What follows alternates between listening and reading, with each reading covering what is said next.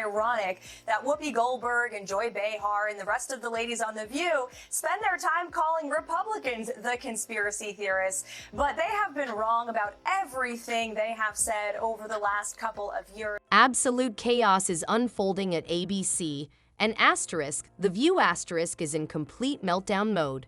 Network executives are in sheer panic, desperately grasping for any way to stop the unstoppable tsunami heading straight for them. And the woman behind this media firestorm? None other than Karoline Leavitt, the bold, unapologetic conservative powerhouse who just dropped the legal bomb so devastating that ABC is scrambling for cover. The most shocking part, she never even had to set foot on The View to do it. This all started after yet another vicious, out-of-touch, and downright disgusting on-air attack by Whoopi Goldberg, Joy Behar, and Sunny Hostin, the trio that seems to thrive on tearing down anyone who doesn't fit their narrative. Their latest tirade was so blatantly unhinged that even some of their usual supporters have started shifting uncomfortably. But if they thought they could steamroll their latest target like they always do, they miscalculated badly. Karoline didn't just clap back. She launched a full-scale legal strike. And this wasn't some empty threat or social media rant. She came prepared, hitting them where it hurts, straight at the foundation of their network's credibility. Now, the consequences are spiraling out of control faster than ABC can manage. Behind the scenes, it's pure chaos. Executives are frantically making calls, holding emergency meetings, and throwing every PR trick in the book at this situation, hoping to do damage control before it's too late. According to inside sources, ABC is so desperate to make this go away that they're practically pleading with Karoline to back off. But here's the problem. They don't hold the power anymore. She does. The fallout is shaking the network to its core. The View's reputation has already taken hit after hit over the years, but this might be the final blow. ABC knows that if Karoline's legal action gains traction, it could unravel a much bigger issue, one they might not be able to bury this time. Think about it. If Karoline pushes forward, it could open Pandora's box on everything happening behind the scenes at The View how many more legal battles have been quietly settled? How many other voices have been silenced? The walls are closing in, and this time, the usual damage control tactics won't cut it. At this point, ABC isn't just trying to save face. They're trying to save themselves from what could be an absolute catastrophe. But here's the real question. Is it already too late? Because once the truth starts spilling out, there's no stopping it. And by the looks of it, the floodgates are already wide open. So what exactly did Karoline Leavitt say that sent Whoopi Goldberg into a full-on meltdown?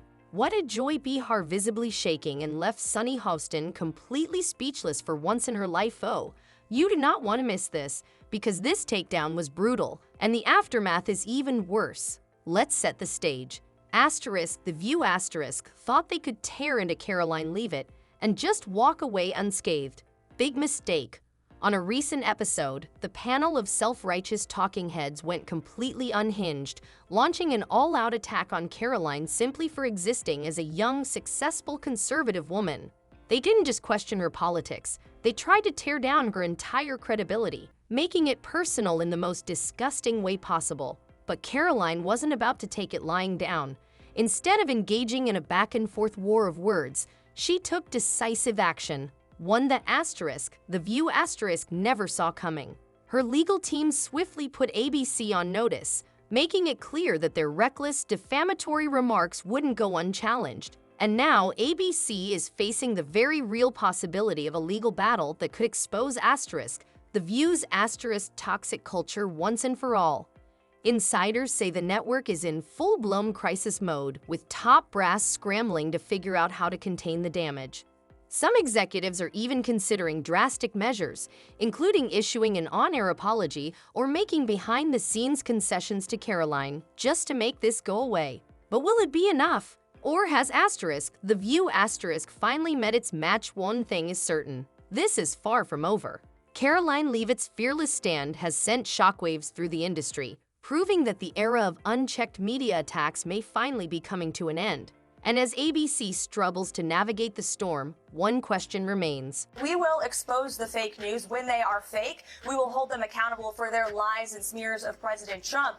I can also assure the American people that they are going to be hearing directly from the leader of the free world. And the press likes to hear that too. That's something that has not happened over the past. Joy Behar and Whoopi Goldberg recently took aim at Karoline Leavitt on The View unleashing a series of personal and politically charged attacks that were as hypocritical as they were disrespectful. Behar, armed with her signature condescending attitude, completely dismissed Karoline's accomplishments, experience, and political savvy. Rather than engage with her on substantive issues, Joy quickly resorted to cheap shots, reducing Karoline's entire career to a mere suggestion that she was hired by Trump because of her looks, an absurd claim that completely undermined Karoline's hard work and talent. In a single sentence, Joy epitomized the very hypocrisy she often accuses others of, belittling a woman's success by focusing on her appearance instead of her capabilities. But it didn't stop there. Whoopi Goldberg, never one to let logic or facts interfere with her rants, also launched into a tirade against Karoline. Her remarks were not only detached from reality, but also deeply personal. The venom in her words made it clear that this wasn't about politics anymore. It was about who Karoline represents, a young, fearless conservative who refuses to conform to the liberal narrative. Whoopi's outrage seemed to stem from the very existence of a woman like Karoline, someone who stands unapologetically against their views. The attack on Karoline was no longer about political disagreement. It was about trying to tear her down personally. The most telling moment came when Whoopi, with her usual self-righteous tone, claimed that Karoline's job would not exist without wokeness. In a bid to undermine Karoline, Whoopi accused her of lacking understanding, implying that she owed her position to the progressive movements of the time. Karoline, however, stood her ground. She didn't flinch, crumble, or back down. Instead, she fired back in a way that left Whoopi, Joy, and even Sunny stunned into silence. It was a moment of sheer strength and confidence as Karoline, undeterred, made it clear that she would not be cowed by baseless attacks or condescending rhetoric. The exchange was a stark reminder of the double standards and personal vitriol often at play in public discourse, where it's not just the arguments that get attacked but the person themselves. In the end, Karoline's response not only proved her resilience but shifted the tone of the conversation entirely, making it clear that she wouldn't let anyone define her by their narrow views. They likened President Trump to Hitler. They have mocked him. They have shamed him. They have lied about him consistently on their show. And it was a joy to watch them on November the 6th when they realized that tens of millions of Americans do not listen to the lies that they have spewed. These women are completely out of touch with reality. And you're right, ABC should wake up. They just paid $15 million to President Trump's future library. That's a great thing for the American people. The hypocrisy displayed by Joy Behar and Whoopi Goldberg was absolutely stunning. These women, who constantly preach about empowering young professionals, especially young women, had just publicly belittled and dismissed Karoline Leavitt's entire career simply because they didn't like her politics. This wasn't a debate about her qualifications or policies. No, they were flat out suggesting that Karoline didn't deserve to be where she was. It was a glaring contradiction, especially from figures who claim to stand for women's rights and empowerment. Karoline, however, wasn't about to let it slide. The reality was clear. This wasn't about women's rights, it was about control. According to The View, if you're a woman who doesn't align with their ideology, then all the struggles and progress made by past generations are suddenly irrelevant. Whoopi wasn't finished with her tirade. She doubled down, her voice rising as she passionately gestured, as though delivering some grand historical lecture that Karoline, who had spent her career in politics, already understood all too well. Whoopi went on to lecture Karoline about the importance of wokeness in society, saying, "Wokeness was put in place for a reason, because Black people couldn't get into colleges, because women couldn't get into the schools they wanted." At this point, it was no longer a debate. It was an attempt to put Karoline in her place. Whoopi wasn't debating. She was scolding, and her tone was laced with condescension as if she were imparting some groundbreaking revelation. This is all women. Women weren't invited to this party. It was a man's world, and we busted our asses to make sure this was a person's world. She continued, implying that Karoline should be grateful for the progress made by past generations of women. But here's where the irony hit. Whoopi's message was drenched in hypocrisy. As a woman who claims to champion equality, she was essentially telling Karoline that she should be grateful for wokeness and remain silent instead of speaking her mind. It was an attempt to force Karoline into submission, to silence her because her views didn't align with Whoopi's. The hypocrisy was undeniable, and commentators wasted no time calling it out. On social media, one key point became abundantly clear. Whoopi was mansplaining the press secretary job to Karoline. Yes, the very same Whoopi who frequently rails against men for dismissing women's accomplishments was now doing exactly that to Karoline. As the exchange continued, Whoopi once again brought up race, as if that somehow justified her dismissal of Karoline's entire career. It was the classic deflection tactic. When all else fails, turn the conversation into a race issue and hope no one notices the hypocrisy. But Karoline wasn't about to let it slide. She didn't just ignore the noise, she went for the kill. This wasn't a mere clapback, it was an annihilation of the narrative being spun by Whoopi and Joy. When Karoline fired back, it was game over. Her response was sharp, precise, and undeniable. With unwavering confidence, she laid it out in no uncertain terms. Please, his opponents are still saying the same rhetoric that led to those two attempts, the second attempt on President Trump's life. She explained that the rhetoric, specifically the claim that Trump was a threat to democracy, was being spread by deranged lunatics, and those who believed that lie would act on it, just as we had seen twice before with attempts on Trump's life. Her words cut through the noise like a knife. Her voice was steady, and her facts were airtight. There wasn't a single thing Whoopi, Joy, or anyone else could say to spin it. She wasn't appealing to emotion or throwing around baseless accusations. She was simply stating cold, hard facts. But Karoline wasn't done. She took it even further, refusing to let them get the last word. Last week, she continued, Tim Walz and Kamala Harris said that everyone who showed up to President Trump's rally at Madison Square Garden was a threat to democracy. Karoline's words were a direct challenge to the narrative pushed by Whoopi and the others, a clear indication that she was not just a passive participant in the conversation, but someone ready to fight back against the attempts to discredit her and her career. In the end, Karoline's response was not just a win for her.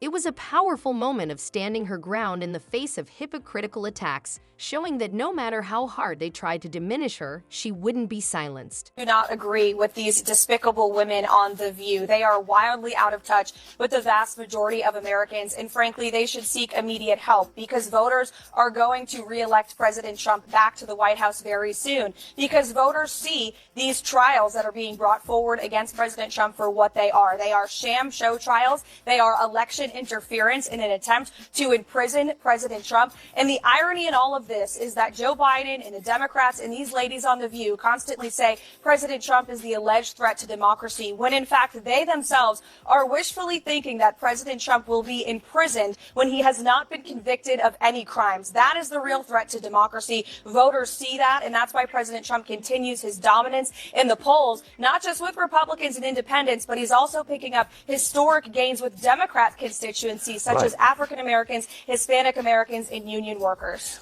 And just like that, cut to commercial. The network pulled the plug before Karoline Leavitt could even finish her statement. They couldn't let her speak the truth on live television, but the damage was already done. Asterisk, The View asterisk had no idea what was coming next. This wasn't just about one fiery exchange. This was about exposing the game they had been playing all along, the media's constant divisive rhetoric, the blatant double standards. Karoline ripped the mask off in real time, calling out the dangerous, divisive rhetoric spewed by the Democratic Party every day.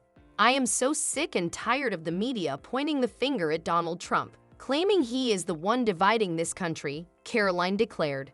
He is not. The media is. Just like that, the entire conversation shifted. Asterisk, The View asterisk wanted to silence her, control the narrative, but Karoline had already dropped the hammer. The fallout was out of their hands. For years, the media has thrived on pushing hoaxes, distorting facts, and spinning whatever narrative serves their agenda. Asterisk, The View asterisk had been right at the center of it, twisting stories, spreading misinformation, and attacking anyone who dared to challenge their version of reality. The Democratic Party, just as guilty, had spent years relentlessly smearing Trump, fear-mongering, and labeling millions of Americans as dangerous simply because they didn't align with their ideology. But Karoline made one thing clear: Americans aren't falling for it anymore. That's why today, President Trump is more popular than he's been since 2016, she said. People aren't blind. They see the bias, they know the media lies, they recognize the manipulation, and they're rejecting it in real time. His rallies are packed, his support growing, and the mainstream media's grip on public opinion is slipping fast. As Karoline laid it all out, the View audience fell dead silent. The hosts weren't ready for this kind of unfiltered, unapologetic pushback. They were used to guests who played it safe, who backpedaled the second things got heated. But Karoline wasn't intimidated. She wasn't there to cower or soften her words. She came prepared and delivered a brutal, unstoppable takedown that sent shockwaves far beyond the studio walls. The moment went viral within hours. Millions had watched Karoline expose the View for exactly what it is: a panel of bitter, out-of-touch elitists who pretend to champion women's rights, but only if those women think exactly like them. This time, Karoline wasn't pulling punches. She obliterated Joy Behar first, the woman who constantly preaches feminism and lifting women up, yet turns on a woman who doesn't fit her narrative, mocking and discrediting her. The irony was overwhelming. Joy Behar, the supposed champion of women, was exposed as the very thing she claims to despise. Next, Karoline set her sights on Whoopi Goldberg. The moment the View thought they had control, Karoline made it clear she was here to expose the hypocrisy, and she wasn't backing down. You would think, ABC, having just paid $15 million for a defamation lawsuit, would think not to engage in conspiracy theories about assassination attempts, but I guess that's too much to ask from The View. I gotta ask you, because they said it, are you aware of any plots from Elon Musk to push President Trump down the stairs? Absolutely not. Let me be unequivocally clear about that. Whoopi Goldberg's claim that Karoline Leavitt wouldn't have a job without wokeness landed like a grenade. The sheer audacity of Whoopi, calling out the very system that has protected her and her colleagues for years, left the View panel speechless. It was a brutal moment that couldn't be spun or dismissed. The truth was undeniable. The View didn't want strong women. They wanted obedient ones, women who fall in line and never challenge the narrative. Karoline, however, refused to play their game. With one final, brutal statement, she made it clear: I refuse to play their game. That moment went viral instantly. Social media erupted, and hashtags like #CancelTheView and #Karoline Leavitt took over Twitter, Instagram, and Facebook. The internet had spoken. This wasn't just a viral clip. It was a full-blown reckoning for the View. What was meant to be a simple takedown of a young conservative woman turned into one of the show's biggest PR disasters. ABC was thrown into crisis mode. Network executives were in full panic, and producers were furious. The attack on Karoline had backfired in spectacular fashion.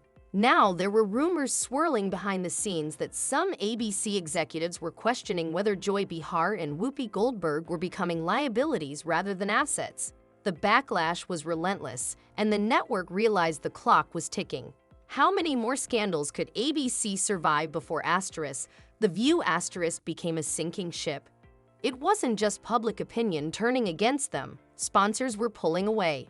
Brands that once proudly aligned with the show were now reconsidering their partnerships, questioning whether they wanted to be associated with a program that had become increasingly toxic and divisive. And so I hope that the media will focus on the issues that matter to the American people, the issues that led them to vote in a resounding way for President Trump on November the 5th. That's what President Trump is focused on more so than ever. We have an array of executive action that will be rolled out on day one to change the lives of the American people immediately. To contain the damage from the fiasco surrounding the View.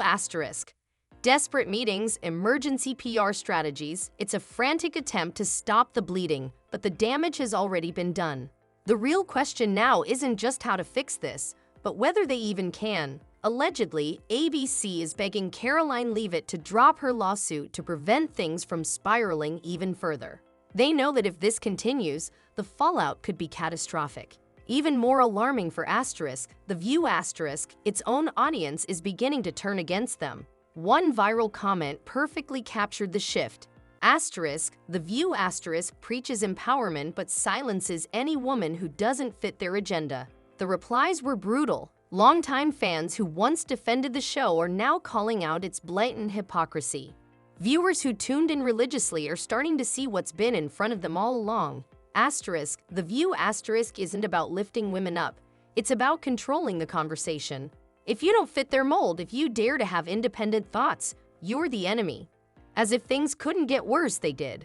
The View has played with fire for years, skating by on controversy, selective outrage, and double standards so obvious that even their loyal audience can no longer ignore them. But now the backlash has reached a tipping point. The hypocrisy is undeniable, and ABC faces a painful decision. Do they cut ties with the hosts, dragging them deeper into scandal? Do they attempt to salvage their reputation before it's too late? Or do they double down, keep The View on the air, and risk watching it implode completely?